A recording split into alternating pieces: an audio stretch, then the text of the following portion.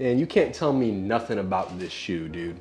This right here is the best Air Jordan 4 of all time. And now I've got a super cool memory attached to them. Let's go ahead and get into it.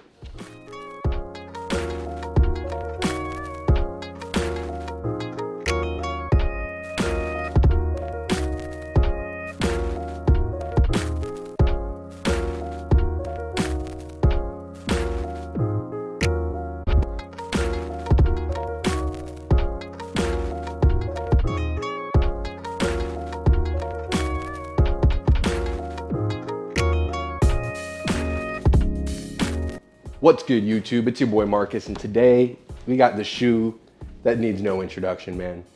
This is the 2025 retro of the white cement Jordan 4. This right here, like I said, this is a top 5 shoe of all time to me, man. Very well could be my second favorite shoe of all time, easily my favorite Jordan 4 of all time. And with the purchase of this shoe, I now have my full top 5 sneakers in my collection. So you know that video is coming next now that I got them all in hand. So this shoe, obviously for being the 5th out of the ones that I've copped to make up my top 5, it's already super special to me. But my first time wearing these, I got a cool special story attached to it, and we're gonna get into that in a minute. But I wanna just go ahead and start off with first impressions. So I've never had the 2016s. This is my very first pair of white cement 4s. So I don't really have a reference, especially with the leather, as to how they compare with the 2016s. But what I can tell you is this reminds me a lot of the Bred 1 85s. Whereas I wore them all day to the office and then to a baseball game all night.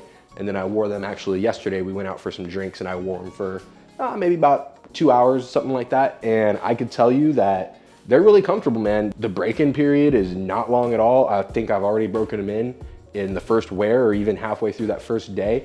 So the material definitely give me a Jordan 1 Bred vibe with how stiff they are, but look how responsive that is, man.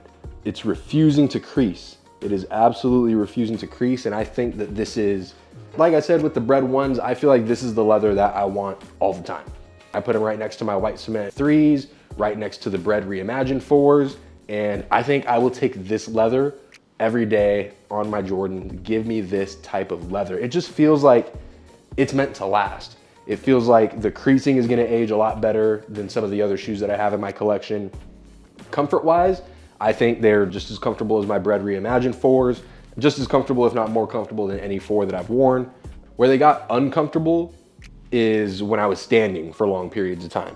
So when I was just standing there, stationary in one spot, I did feel the underside of my foot getting a little sore, ready to take them off a little bit. But once I started moving with this shoe on, that all went away. And so I'm not sure what it was with just putting pressure on that air unit and that firm midsole there.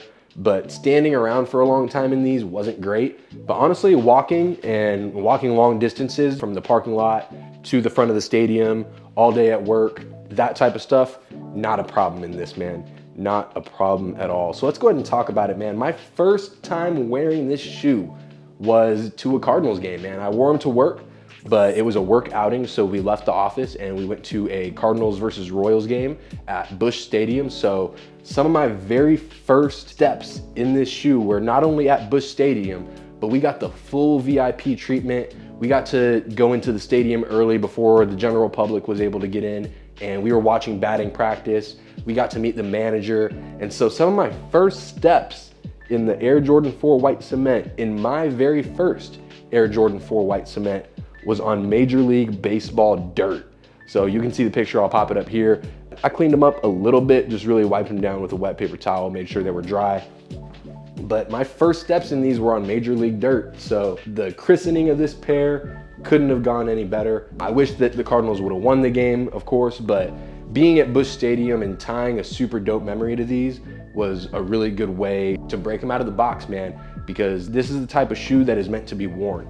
I like seeing people's pairs from 2016 that are all scuffed up and they're like, I didn't really think my pair looked that bad until I got them next to a brand new pair. Now, honestly, I don't know if I'm gonna be beating these into the dirt and wearing them all the time, but they're definitely gonna get love. And when I wear them, I'm not gonna be super crazy about not getting them scuffed up and stuff like that, because this is the type of shoe, it's built to last, it's meant to be worn. And like I said, I got a dope story with them. First steps on Major League dirt, so can't be too mad about getting them dirty when you got that Major League Baseball dirt at the bottom, man. And along with the game, I got to meet Jimmy Rex for a quick second, dapped him up, took a picture. Wasn't really super familiar with his content, checked him out a little bit. He does a lot of finance stuff.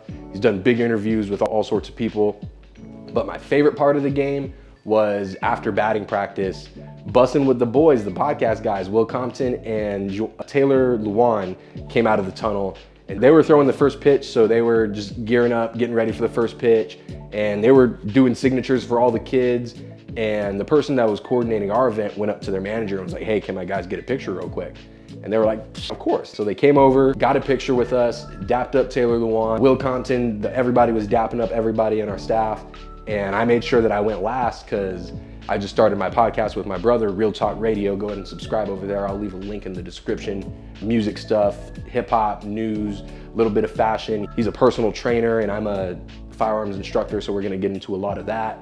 But I was telling Will, I was like, hey, I'm on episode 3 of my podcast. You got any advice? And instead of giving you the stereotypical pat you on the shoulder and hey, keep working hard, he actually took the time to be like, oh, episode 3, how often do you put out content?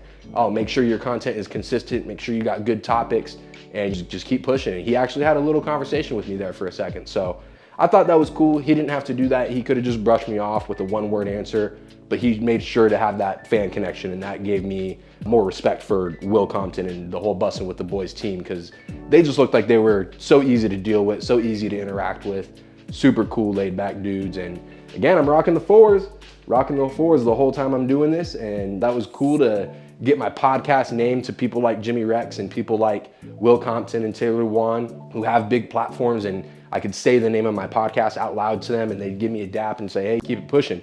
And that's a really dope memory that I have connected to these white cement 4s. And again, my very first pair of white cement 4s, never owned the 2016. Resale was just way too crazy back then for me to justify it. And speaking of, I'm just super glad that everyone's getting a chance to be able to get these.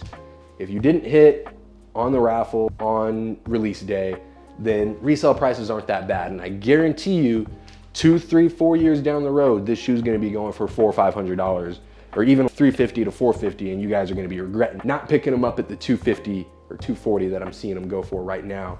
Luckily, I was able to hit on retail, so super happy to get these in the collection. I'm even more happy that a lot of people were able to get these in the collection. As happy as I was to have these Bred 85 highs, I was a little upset that a lot of people didn't get to get them. I was one of the lucky ones that was able to get it. But this one, if you want this shoe, there was pretty much no excuse. You were able to go get this. I heard of people being 30 minutes late to the sneakers raffle and still hit. So shout out to everybody that hit on these. But man, as far as the shoe itself, man, like I said, it's the best Air Jordan 4 of all time to me. It's so damn versatile, dude. Just that black, gray, with that little hit of red on the tongue. You could play off that hit of red, the black on the back of the tongue, and the white sock liner. You could just wear this with everything, man. And I got on feet rolling throughout this whole thing. You could wear it with shorts. You could wear it with sweatpants, oversized jeans, slim jeans, whatever you want to wear with these. Even if you want to throw on some linen pants and a little button up. I'm not going to be wearing these with a suit or anything like that anytime soon, but you could elevate them a little bit, some linen pants and a nice shirt, and throw it on and just have that little casual sporty look at the bottom with the white cement 4s. But the versatility, the colorway, how iconic it is, this is the best Jordan 4 of all time to me. And to me, it's not close. I like these more than the Breds and a lot more than the Fire Reds and the Militaries. Fire Red probably being the last for me, and then Bred and Military Blues following right behind these. But just with how versatile it is, you can wear it with damn near anything, and it just goes with what I'd be doing in my wardrobe already. So this is a great shoe. Super grateful to have these in the collection, man. And another thing with these is I talked about how important it was for me to get the Bred ones, Chicago ones, and the black toe ones. And once I completed that trio, I really wanted to look at my other favorite silhouettes, which are the 3s and the 4s. So I have the white cement 3s. I don't have the black cement 3s yet. I've had True Blues and Fire Reds in the past. Fire Reds are probably the only one I'd want to get back in the collection. True Blues, if they drop a cool pair, I'd cop them, but it's not as important to me as the black and the white cements. The 4s, I've got the Bread Reimagines already in the collection. I'm actually wearing those today. And now getting the white cements, man. The only one I need now is the military blue, and those are out. So all I gotta do is just go get them, and I'll complete the trifecta of the 4s that I want. But it's cool to have these goals to be able to knock down some of these OGs. Obviously, I'd want to go to 13s and 12s after that. I got a pair of playoff 13s. I'd like to get the Breads in there. 12s, I don't have any 12s currently in the collection. I'd like to get the Flu Games in there. Taxis I'd like to get, because Taxi was a shoe that he was wearing right around the time that I was born, November 1996. He was wearing those a lot. So man, getting these in the collection, having the story to go with them, yeah, it might just be my second favorite shoe of all time, right behind the Bread ones. And I'm gonna do that top 5 now that I've got my top 5 shoes of all time in my collection. I'm definitely gonna have to bring that to you guys. So stay tuned, hit the subscribe button. Let me know down below, what are your top 5 favorite shoes of all time? And what do you think mine are, knowing that the Bread ones are on that list and the white cements are also on that list? What else do you think I got there? I'll give you a hint. It's only Jordan and Nike. So man, white cement for 2025. I don't got much else to say about this. Head on feet, man. You already saw, took him to Busch Stadium, so got no problem breaking these in, them in the collection. Y'all enjoy this on feet, man. We'll see you on the next one. Peace.